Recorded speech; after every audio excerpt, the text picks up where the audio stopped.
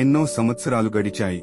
శంతనుడు మరియు సత్యవతి ఇద్దరు కుమారులు, చిత్రాంగదుడు మరియు విచిత్రవీర్యుడిని కలిగారు. శంతనుడు వృద్ధుడై మరణించి రాజ్యాన్ని భీష్మ చేతుల్లోకి ఇచ్చాడు. భీష్మ చిత్రాంగదుడిని రాజుగా నియమించాడు, కాని అతను యుద్ధంలో త్వరలోనే మరణించాడు. భీష్మ విచిత్రవీర్యుడిని సింహాసనానికి కూర్చోబెట్టి అతనికి మార్గనిర్దేశనం చేశాడు.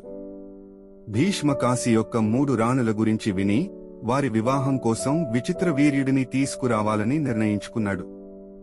భీష్మ కాశీ రాజ్యానికి చేరి ఇతర పోటీదారులను సవాల్ చేశాడు. భీష్మ అన్ని పోటీదారులను ఓడించి 3 రాణులను హస్తినాపురానికి తీసుకొచ్చాడు.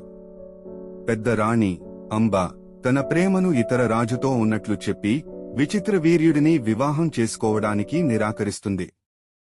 భీష్మ అంబను విడిచిపెడతాడు, కాని ఆమె ప్రతీకారం తీర్చుకోవాలని